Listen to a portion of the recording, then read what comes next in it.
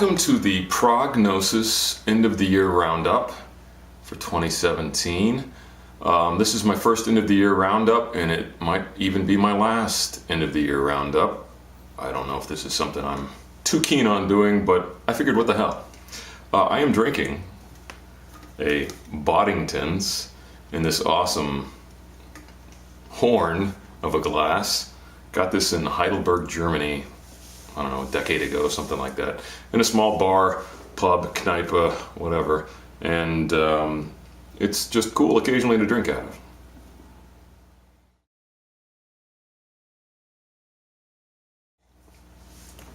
So I have to say, 2017 was an excellent year for analog synthesizers. For synthesizers in general, actually. A lot of stuff came out last year. The Novation Peak, the Novation Circuit, Mono Circuit, what was it called? Something like that. Basically a little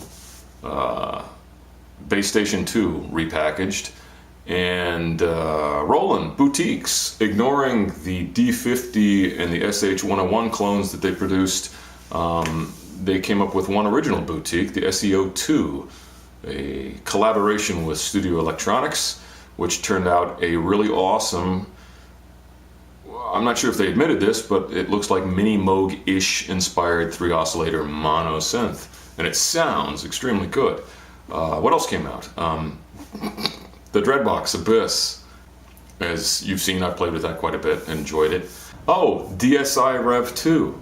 The DSi Rev 2 being a continuation or an expansion of the old Prophet 8. Old Prophet 8. The not as old as the Prophet, but the older Prophet 8. 16 voices. Man. And now with a sub-oscillator too, so, and some pretty good effects and a better sequencer too, so awesome.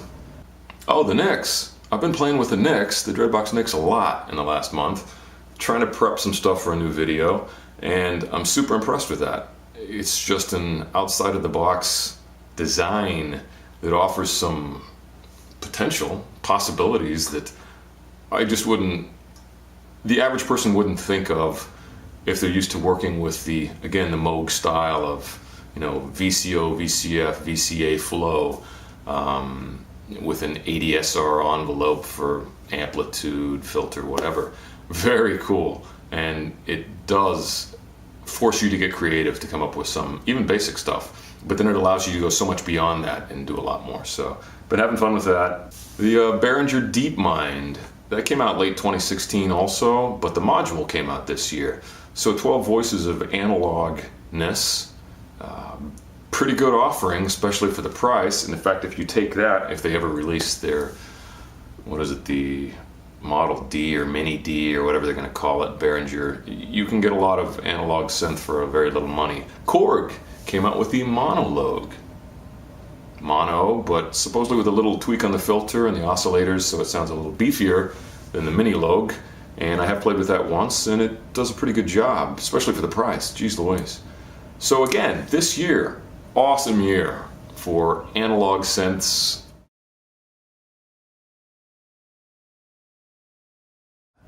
Unfortunately, there was some bad news this year. I was a long-term Cakewalk Sonar user, and that was announced, I don't know, a month or two ago that it would be no longer supported. So I'll probably be looking at, I think, Reaper.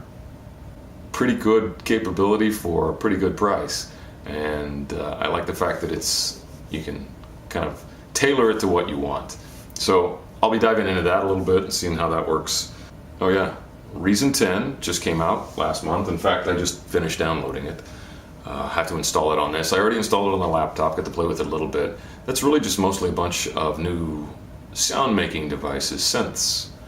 Some of them sample based. I have to say the one that's based on human vocals, choirs, whatever, that's got some cool stuff on it. Maybe not any better than a good Mellotron choir, but I don't know, it sounds a little better. And then a couple other synths that look like they have some pretty good potential. Part of the balancing act, though, is of course the more synths you have, the less time you can devote to using the synths that you already had and trying to balance out learning new stuff with still utilizing the old stuff.